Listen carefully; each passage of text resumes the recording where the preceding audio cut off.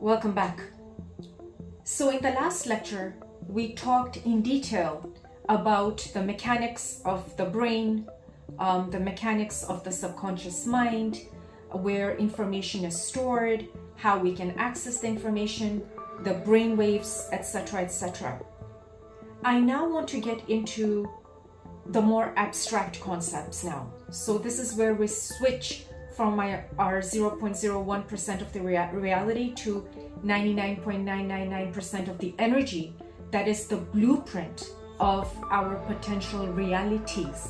And I say realities because at this point in time, we're only just experiencing one. Okay? And what if there was a potential to explore more realities, the realities that you want to create as a personality, okay, as your personality, okay? And in order to decode this, we need to come down to the level of theta. Do you remember we talked about that? This is where the subconscious programming is at. Now, meditation is one of the ways to do that. And I don't want you to be afraid when I say the word meditation. A lot of people say, oh, we're not meant for it, we're not cut out for it. That's not true. We're actually all natural meditators, and I'll prove to you how we're meditating every given moment, okay? But apart from that, and that is actually what we're going to be focusing on for the rest of the session, apart from that, there are other modalities that can allow you to access the level of theta, okay? Hypnotherapy being one of them, okay? Sound frequencies being another, all right? And a lot of other modalities that they're coming up with right now, breath work being another one, right? That science is looking towards to explain different levels of being, okay? But for the intents and purposes of this, presentation, I'm just going to talk about meditation because it has been proven. It is in the medical literature now. It is in the studies. It is in the medical journals. It can be directly backed up by brainwave evidence now, as in when the meditator is having a mystical moment or is having a profound moment of love and devotion and tears of joy and all that coming out. All that now can be measured.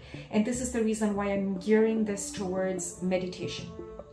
Okay, suffice it to say though, if you are doing hypnotherapy and other forms of healing, right? Oh, and whatever you want to heal from, it doesn't have to be healing. It could be just finding inner peace and what have you. They're all intertwined because at the end of the day, when you're using sound frequency or when you're doing hypnotherapy, you are accessing that level of potential energy. Okay? The idea being that all these modalities take you away from your physical reality.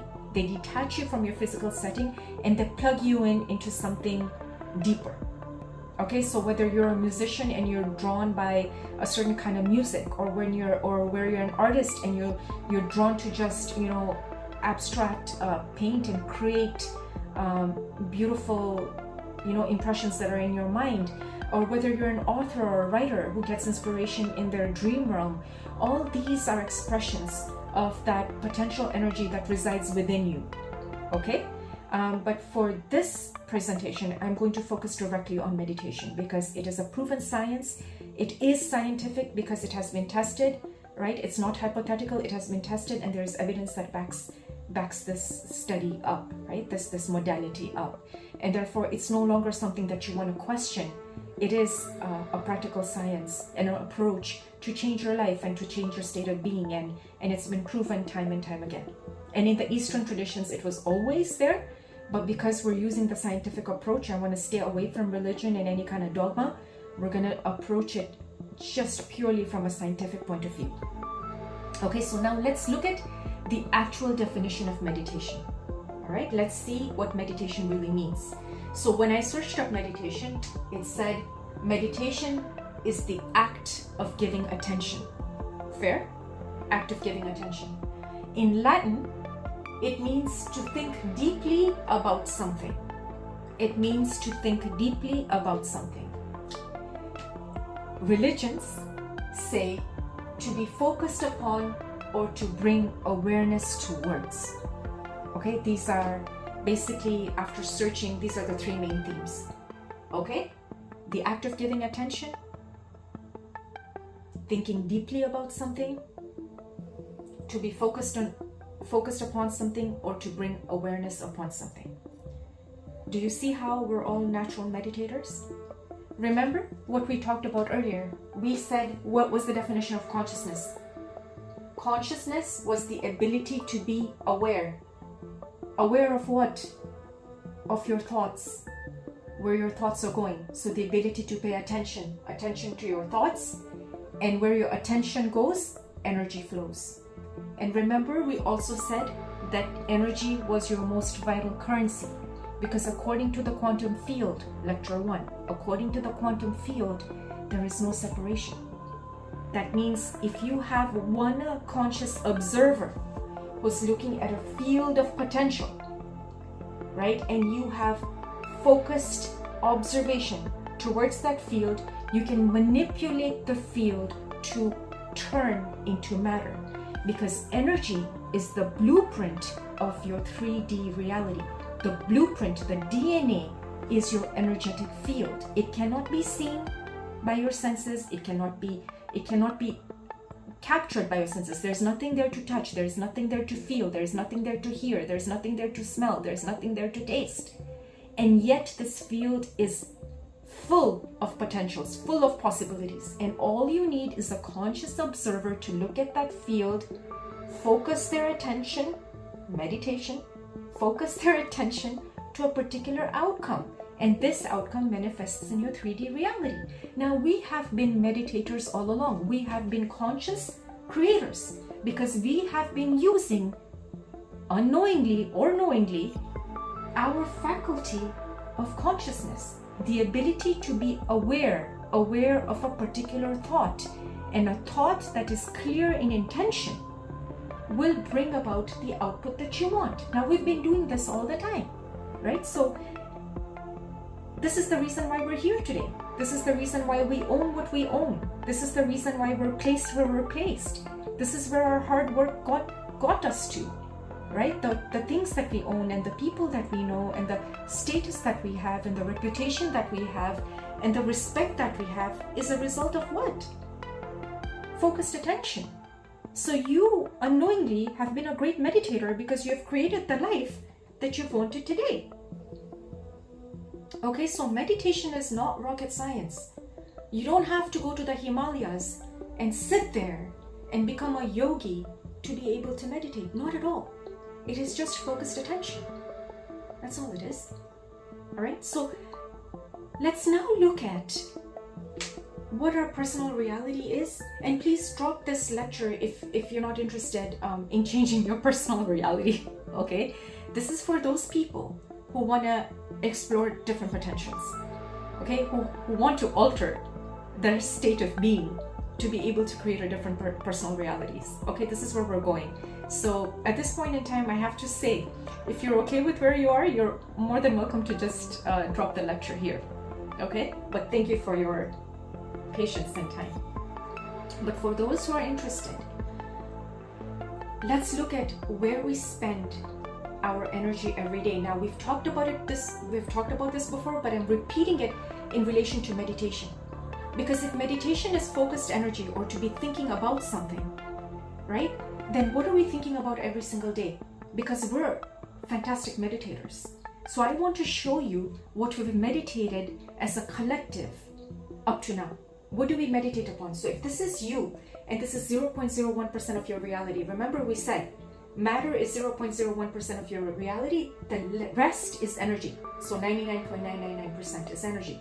So now if I have this red field around you, right, representing your field of energy, and now your physical body has the ability to be conscious about something, the act of meditation. What have you given your energy to? In other words, what have you meditated yourself into up to now? Okay, that's the question, because these are interlinked. They're not two different things. It's the same thing.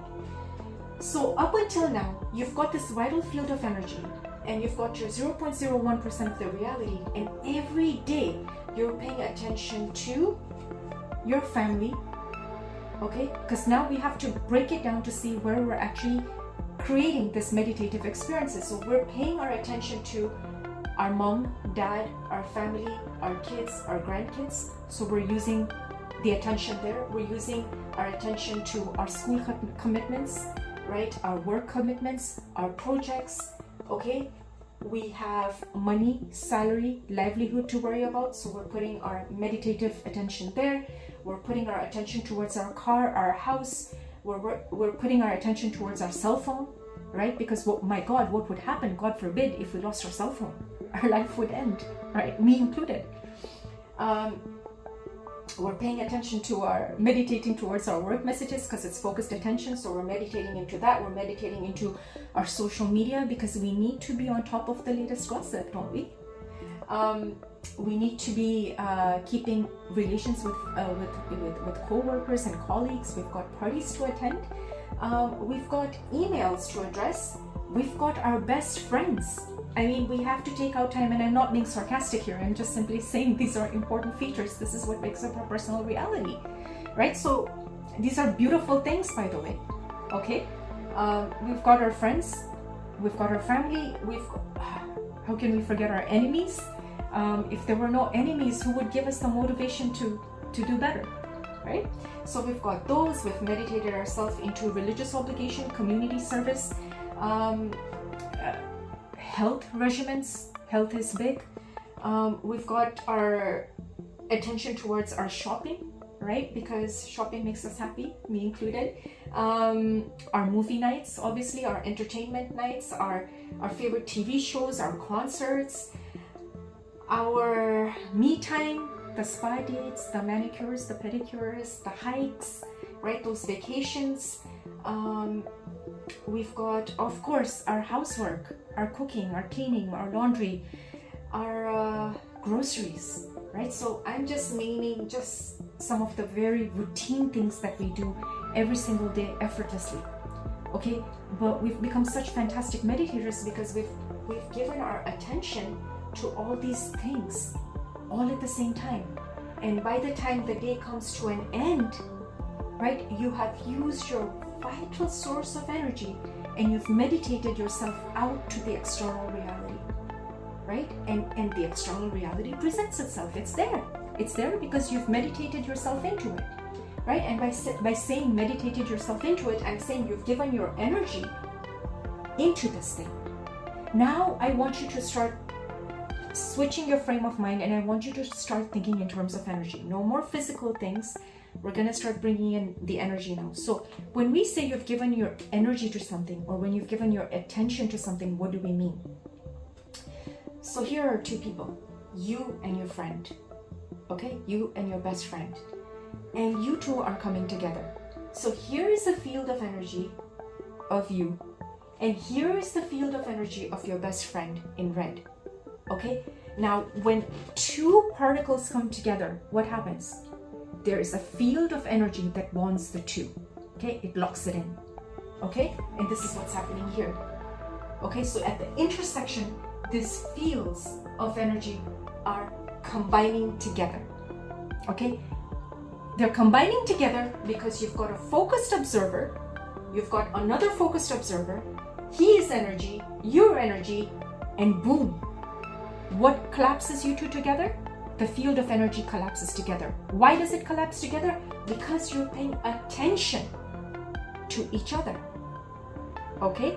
So now you're energetically bound to this person beyond space and time.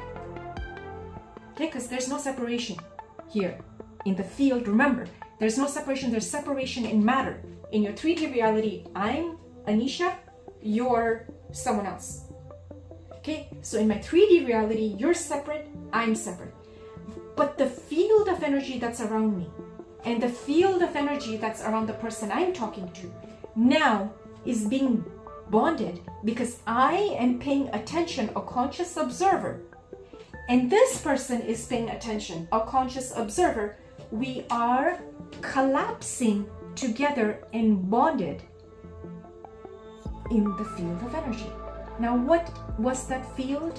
What does it have? It has light, it has frequency. That field is the field of frequency and light and energy. What's its job? To bring about a reality. Okay, now why am I talking about this? Because when you're giving your attention to somebody, it's an act of meditation. Okay, so you're bonded. Now you create a bond. Okay, and this is an energetic bond. So now, come here again. Let's come here. And let's see now, at your physical reality, when you have all these commitments in a given day, what are you creating here? You're creating an energetic bond right here. And this is explained by these wiggly lines right here. You're energetically bonded now to your environment. Now this energetic bond gets solidified the more you do it. Mental rehearsal, the more you do it, the more it gets solidified. The more the observer pays attention to people, places, and things. This doesn't have to be another person. It can be a thing. It can be your house. Your house. You're paying attention. You're bonded. You're bonded. So you're bonding. You're bonding to people. You're bonding to places. You're bonding to things. You're bonding to friends. You are bonding to enemies.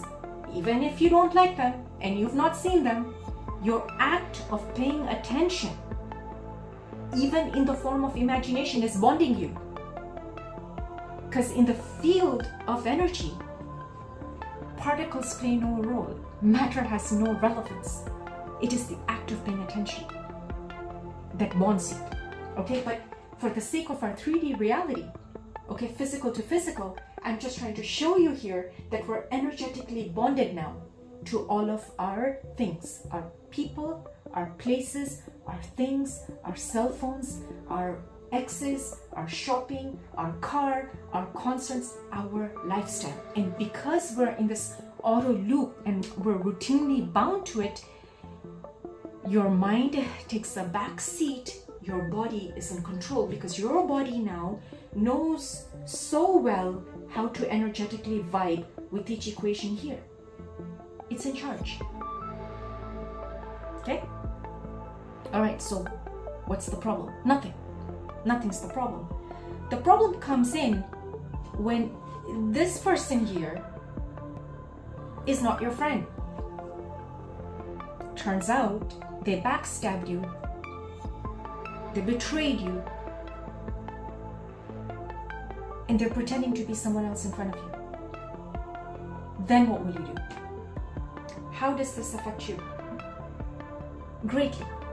So what I'm saying is, if the external environment starts changing, which it does, right? Because it's subject to external factors, then how does your internal environment get affected? Does it get affected? Absolutely it does get affected. Because you're bonded to it. You're energetically bonded to it. Okay? So what we start doing then unconsciously is start controlling our external environments. Right? We want to control that enemy. We want to control that friend. We want to control our groups of people that we're engaged with. We want to control. And this mechanism of controlling everything elicits the survival response, the reptilian brain. That brain that's in survival. And survival is always about fight, fright, or freeze. Right? But you're constantly assessing the value of the person across from you. If they're appearing to you as somebody dangerous or somebody who's a betrayer, you're getting affected, whether or not you like it.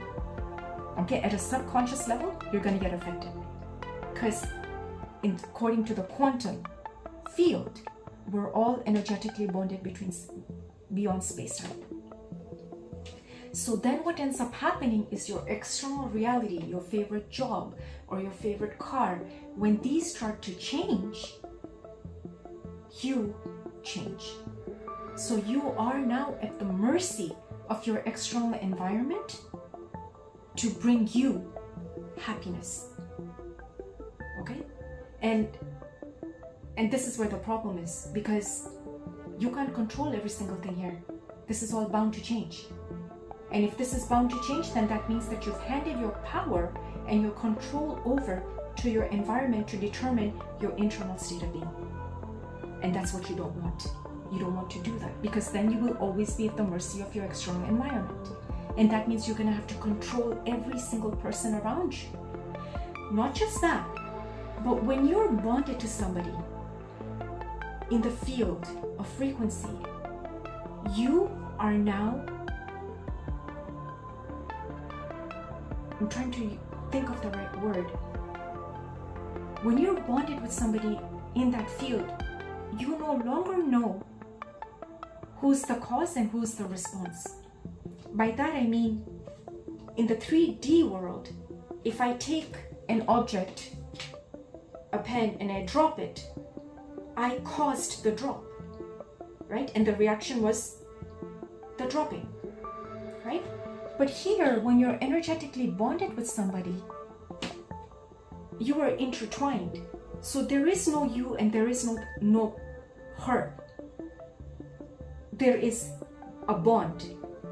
And that means that when your external reality starts to shift or to get turbulent, or when your enemy, for example, disappears, you won't know what to do, because you're so habituated.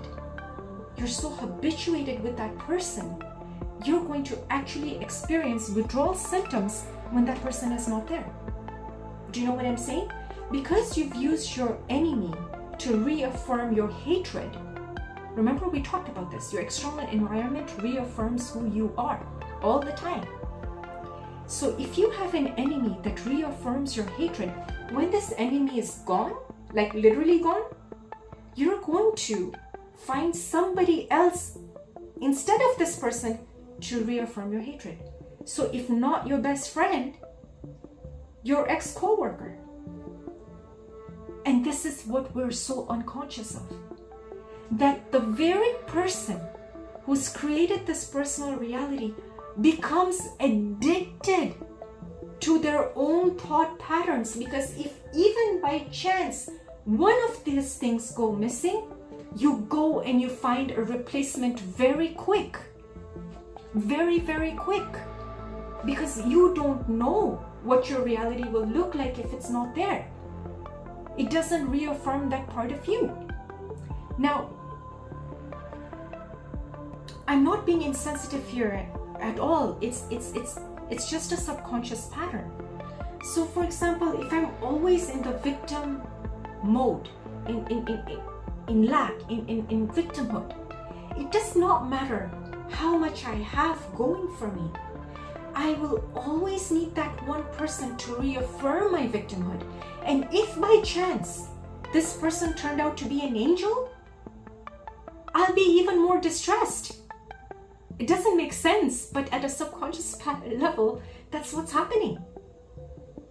That you will unknowingly look for somebody else in the environment to play that role, just to reaffirm your subconscious pattern of victimhood.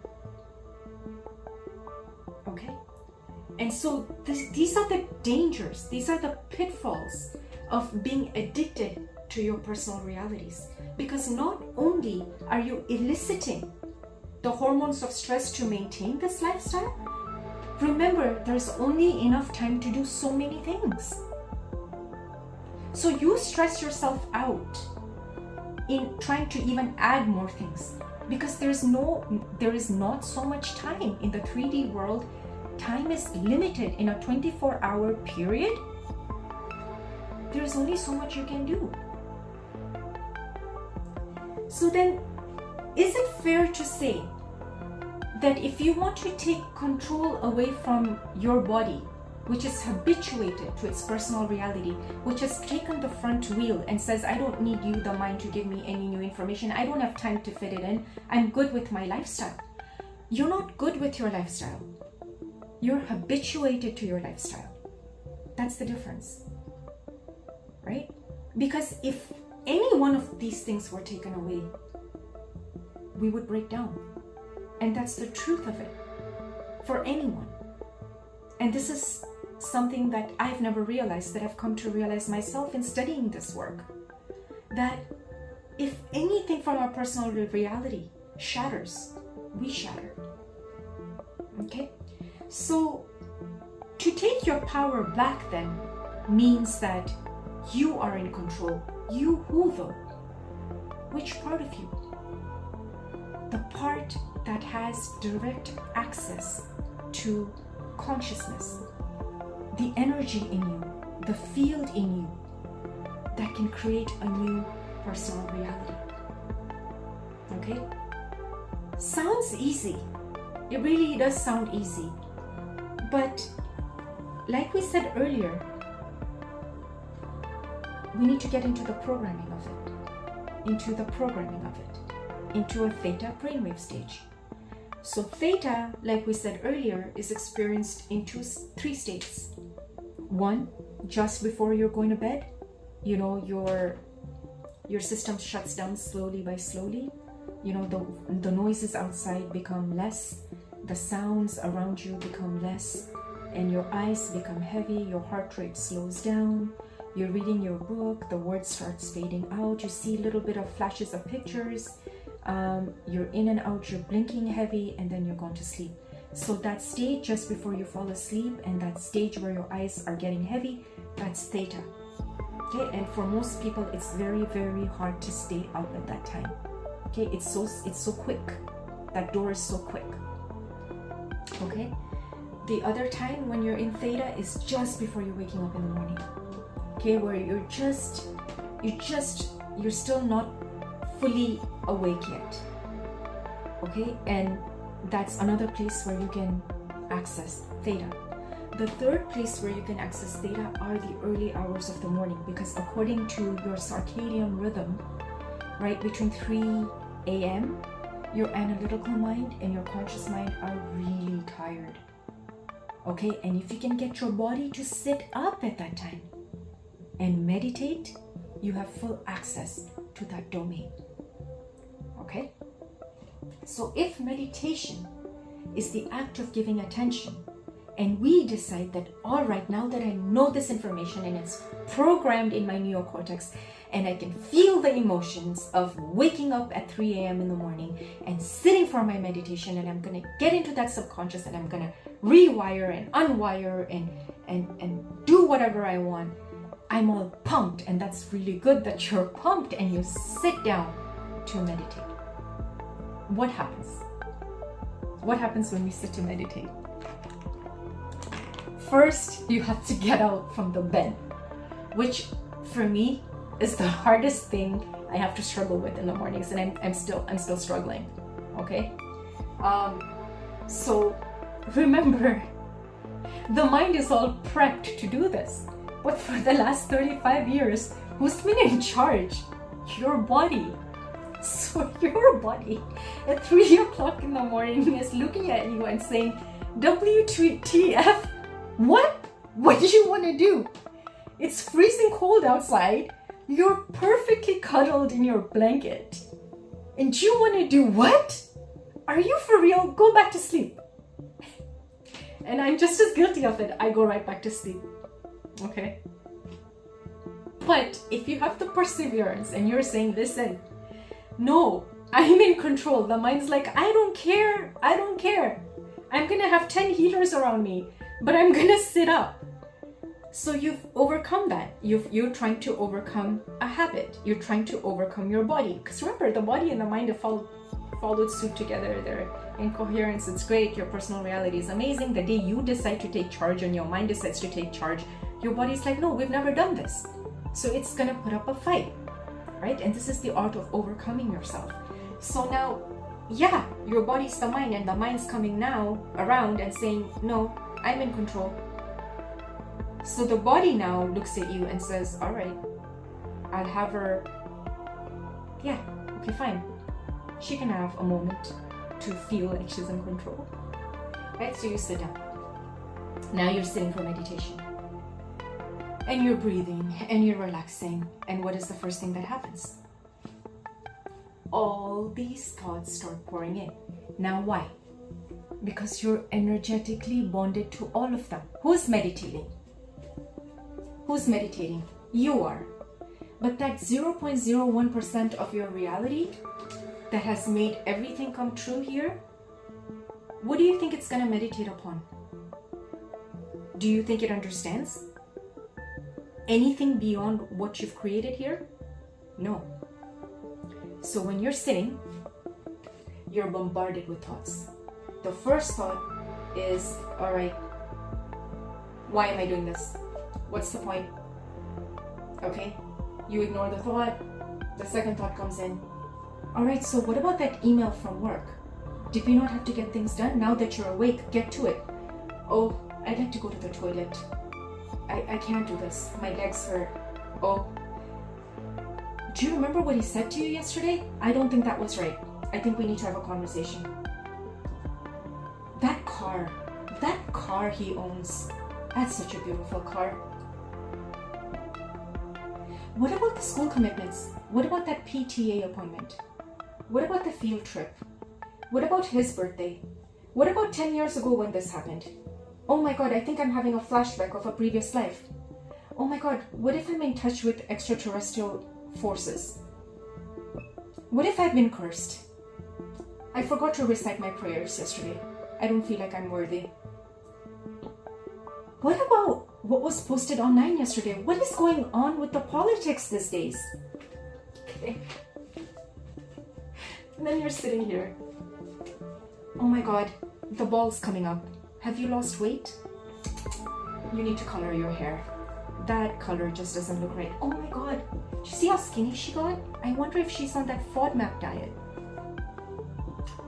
1 meal a day. I need to do that 1 meal a day. Heels? You think? I don't know. My arms. No, they just don't look right. Why is he with her? I don't get it. I'm trying to meditate, but you know what? This is just, he's snoring too loud. Oh wait, I think I'm snoring. Did I fall asleep? I can't be doing this. I need to, I suffer from insomnia. I'm finally able to get good sleep. And now you're putting me here. Why are we doing this? And so on and on and on and on and on and on. And then what has meditation become? It's become a curse. I'm laughing because I'm a victim to this, right? We all are, but I am, because I'm clearly aware of what's happening to me when I'm sitting. Okay? So tell me, even though we had access to the subconscious level, what happened? We flipped right back here. The control that you have given to your physical reality may be negligible, but when you try to get into your subconscious mind, your body is going to remind you of everything you have ever known. It may even bring up memories from the time when you were 7. Everything will come. And it's going to take you right out of the present moment, plug you right back in here. And it's recalling a memory. Okay? So do you remember? We talked about this. You're energetically bonded. Now, even though your mind knows exactly what to do, your body is the mind, and every thought must be addressed before you can even hit a present moment. And what do I mean by present moment? By present moment, I do not mean time equals 0. Remember I told you that time is an illusion. Now, I don't know enough about quantum physics, right? I've not done my PhD in it, but the present moment can be any of these moments. It doesn't mean that it has to be at time equals 0, because to say that time equals 0 is the present moment is to say that time doesn't exist. But in this reality, time is very real.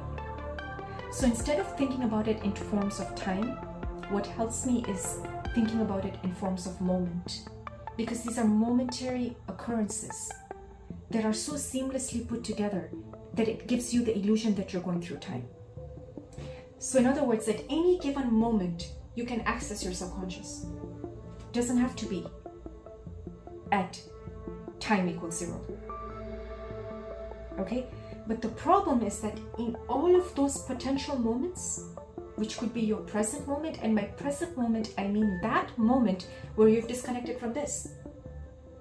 It doesn't mean that thoughts is 0, that there are no thoughts. That's not how I understand it, at least. Feel free to give feedback on this, but it doesn't mean that thoughts shouldn't exist. It just means that these thoughts shouldn't exist, because these thoughts have energetically been bonded to you. So this is energy. Now when you're sitting here and trying to create new energy, this one comes up and it says, listen, your cup is filled with all this stuff. Do you have room to pour more? And if you have room to pour more, do you have the capacity to absorb more? So this is what's happening. Because you've been such fantastic meditators here and you've done it seamlessly. When you're sitting here, you're meditating on the exact same thing.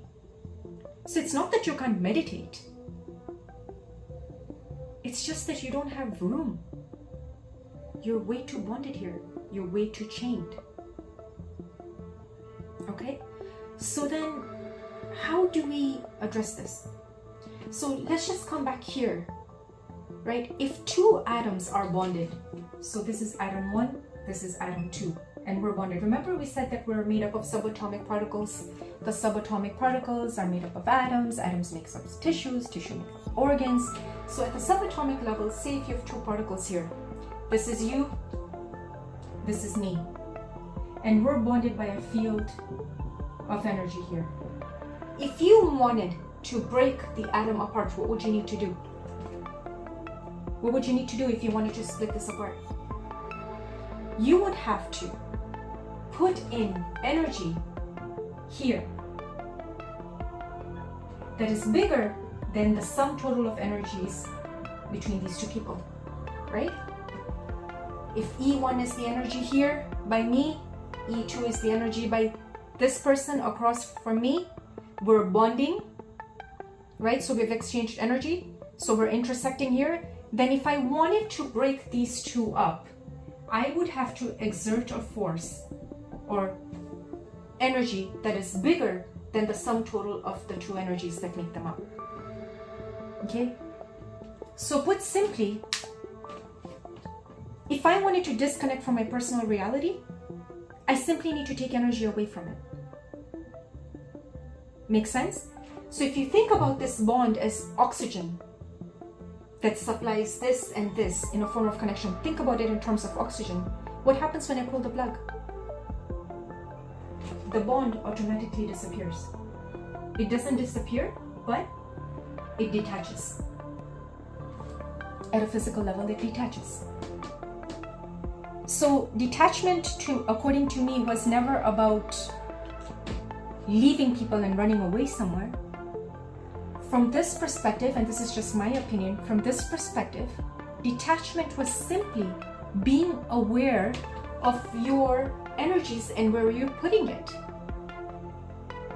right? Because if attention is giving this thing energy, if the flow of attention determines the flow of energy, if I want to control the flow of energy, if I want to control my personal reality or change it, I need to redirect my energy, my attention. So if I stop paying attention to this bond, if I stop giving it life, if I stop paying attention to it, what will happen to it? It will detach. It will detach. Or if I exert an intention that is bigger than my attitude of giving it attention, if I exert a bigger intention that says, I'm not going to do this, in other words, exerting energy that is bigger than the sum total of the energy that combines this relationship together, then I have broken the bond. Do you see what they meant by detachment in meditation? It was never about getting rid of anybody here. We don't want to make enemies. That's not what I'm saying. What I'm saying is your energetic attention through repetition, through your interactions, is what needs to be severed. You need to sever these connections. When you sever these connections in form of energy, then you're calling back your energy. You're calling it back to you. You are replenishing this reserve that has been taken away from you.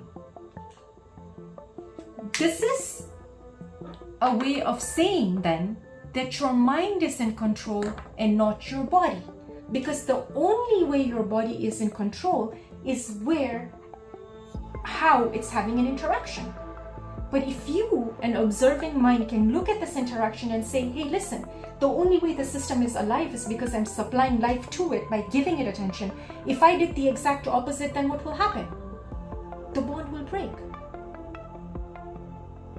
So the bond will break doesn't mean that the friendship will break.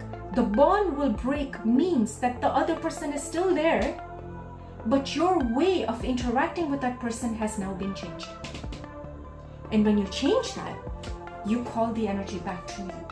That means now you have detached. So when you're detaching, that field of energy comes back to you, that field of energy comes back to that person. And you did that by exercising focused intention. You exercised focused intention and paid attention. The definition of meditation: act of giving attention, to be focused upon or bring awareness towards. Do you understand?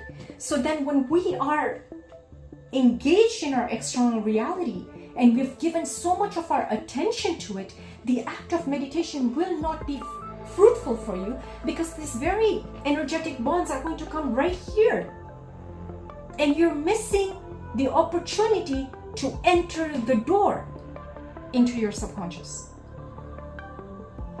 Okay? And so by severing these energetic bonds, or by pulling the attention back to you, and by detaching from these energetic bonds, you are replenishing your field of energy. Now, when you're replenishing your field of energy, what are happening to these bonds? They're becoming looser and looser and looser and looser.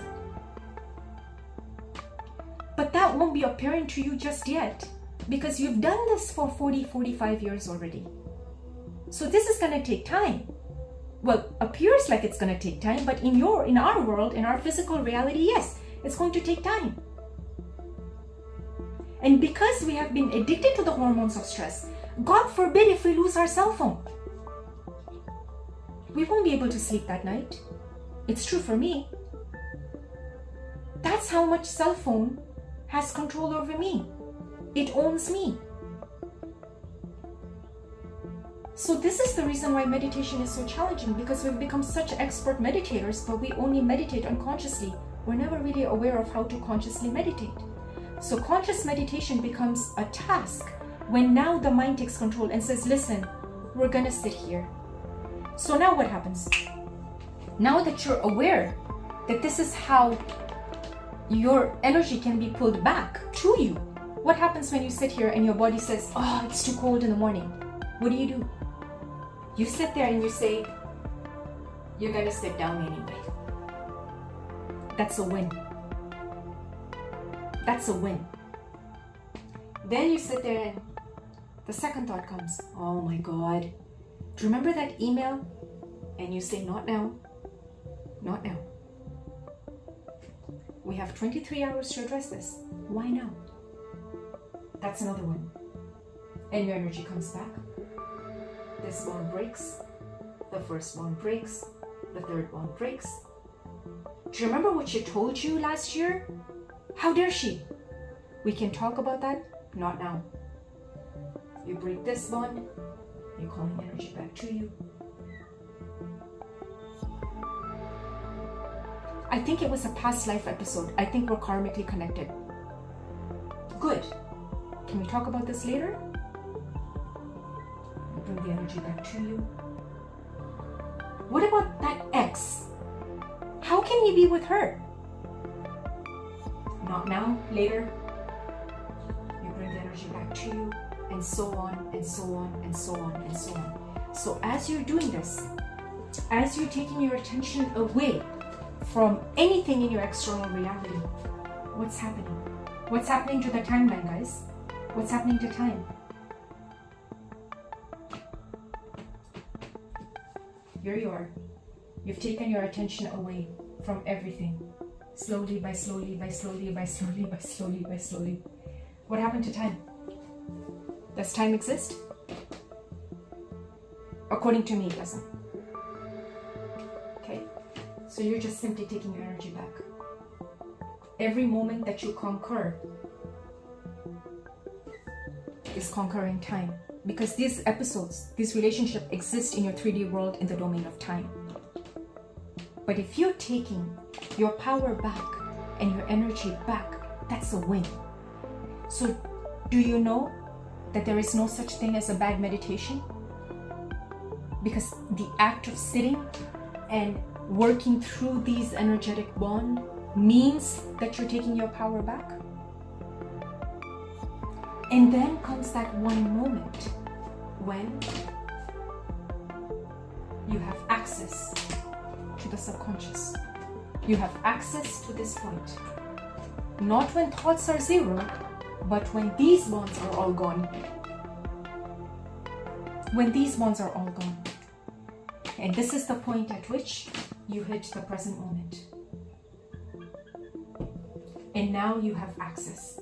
And you've got the field of energy all around you. All this that you've claimed, this entire field that you've taken back from all these connections, you have detached. And now you have access into your subconscious mind. And this realm is the domain of space. Space. Okay, not time. Space. Because there's nowhere to go. There is absolutely nowhere to go. Because when you hit the present moment, to go implies distance from point A to point B, right? So this is going to get a little abstract. But if you have collapsed everything in, you've collapsed time, there is no more time. All of it was in form of memory that you have successfully detached from, taken your energy back from. Time collapses into this one point. This one point is your present moment. This moment is all that you have. This is what they call the now. But the now cannot be experienced with your senses. It can't be. Think about it. How can now be experienced with your senses? To see means that there's something you need to see. It implies distance. To touch means you have to go and touch something. It means separation. The present moment is the exact opposite of that. There is nothing to see. There is nothing to touch. There is nothing to hear. There is nothing to taste. Not the way we do it here. Not like this. So it's not that time is equal to zero. It's just that you've hit the present moment. You have detached from everything that you thought was real. You actually entered through the door. I hope this made sense. I really do hope this made sense, because this is the realm now of energy. We just entered the field. We just entered the quantum field. And the quantum field does not look like this. It doesn't have any of these ones. This is gone. This is gone. This is gone. All these are gone. This is all gone. This is gone. And what about your body? You won't be aware of it, because you will be in the field of energy. In the field of energy, there is only consciousness. You would have accessed this field of consciousness in which you are much bigger than your body. This will become substantially minuscule because your idea of the body connects you to your personal reality. But when you start detaching from your personal reality, when you have started taking away your energy from that, and you've started putting energy, just by taking energy away from that, as a consequence, you've started putting energy towards something larger. Okay? And the ability to detach, not from people, but from your conditionings that attach you to people. By detaching from that, not leaving your home and family and running away to the mountains somewhere, no. By detaching from your habitual patterns, do you enter the realm of the subconscious. This is the void. This is where there is nothing to see, because your seeing was in your 3D world. There's nothing to think, because your thinking has created your personal reality. We don't want to think all that. Take your attention off it. Take your attention off your places. Take your attention off things. Take your attention off yourself. Then you hit a present moment. You hit a present moment. And that is the doorway to the subconscious. And that act of hitting that present moment is taking you deep into theta. Every time you win over your body, you've gotten one step closer. Studies have shown this. You have avid meditators who sit there. You've got novel meditators who sit there. You've got juniors who sit there. They're all hooked to the wiring, to the computer. They're hooked up with the electrical wires that measure their brain waves. Right? You've got those fMRI machines that look at how the compartment of your brains are firing and wiring, as in when you are detaching from your external environment, your brainwave changes. You go into beta, you start dropping, you go into alpha, you're in the analytical mind, you start dropping, and boom, you're right into theta and you don't even know it. You forget that you're even sitting there. You're so unplugged from your 3D virtual reality set, you have no idea. And the time when you have the moment that you have no idea, that you had no idea, you're right here. You've lost sense of time. And this is the field of consciousness. This is your subconscious mind. Okay? I hope I've made sense. And this is not a one-time thing. So like we said, the act of meditation is not a one-time thing. Because if you're having this moment and you come back out only to recreate the same personal reality, you just went right back. Because remember, we said in this field, you seamlessly come in and out. You went right back. You went right back to reaffirming who your enemies and your friends are, and etc., etc., etc. But in order to enter the subconscious mind, this is the process. And meditation is that art that detaches you from your experiences from the point of view of how much attention you're paying to it. And this is the struggle when people sit down to do this. Now, why is this important? Because once you're in the subconscious mind, what can you do? Why would you want to go in it? So you can write a new program. Okay, so remember we said the information that you had was knowledge. How do you embody it? Right here. Right here. That's how you embody it. Because once you enter that state of theta, now you sit there. Now you feel the feeling of love. Now you feel the feeling of generosity. Now you feel the feeling of being helpful. Now you feel the feeling of being the best version of you. Put in new intentions right there. That's how you program your body. Because this meditation is for the body. Because if you're not feeling those things, then you're not believing it. It doesn't get past your brainstem. Another advantage of the meditation is you don't need to go through your past lives if you're a believer of past lives. You don't need to go through all that. The act of detaching anything and every thought also includes the thoughts that you may have carried over throughout lifetimes. Just take your attention off it. You simply take your attention off it. Chances are every thought you're getting has its roots somewhere in your timeline. They will not serve you. Take your attention off it.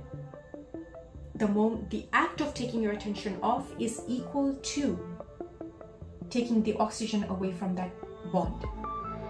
It's taking the energy away from that bond by asserting a bigger intention. But it can only be accessed at the subconscious level. That's the way you can program your body and say, feel the feelings of love. Feel the feelings of this person you want to be. Create a new identity at this level. So that when you come out, the challenge was not just getting to this while you were seated. The challenge is to meditate with your eyes open, because you know we're constantly meditating. So meditate with your eyes open. Don't fall unconscious. You were awake in your subconscious. You wanted to be a good human being. But you think your body's going to let it go that easy? Now you've got your external environment that's going to remind you. So here comes this friend again. Right? And here are your typical discussions. Because you share the same energetic signature. Right? Like you and I right now, if we talked, we have a unique energetic signature that we share. There are typical things that you and I will always talk about. So are you with every other person, place, or thing in your environment. Now you spent all this time doing this. Here comes the testing. This is the test. What do you do now? So it takes a conscious will, a conscious intention, a genuine emotion to walk away. Not in animosity, because that's gonna just trigger the reptilian brain. You're lying to yourself. To genuinely know that this won't serve the purpose that you're trying to accomplish. Your external environment will constantly test you. So you're off the bleachers and you're playing in the field.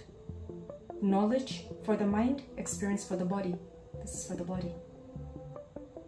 And this is where most of us fail, because that change is extremely hard. To overcome yourself is a challenge that is practiced not daily but momentarily, moment to moment, not momentarily, but moment to moment.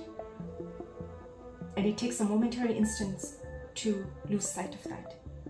But we're human, and this is why the act of overcoming ourselves is the biggest challenge. And once we overcome ourselves, we have access to anything that we want in that reality. I hope this made sense. I'll give you a minute or two to process this until we meet again in the next lecture, where I will go into the intricacies of what that dimension looks like.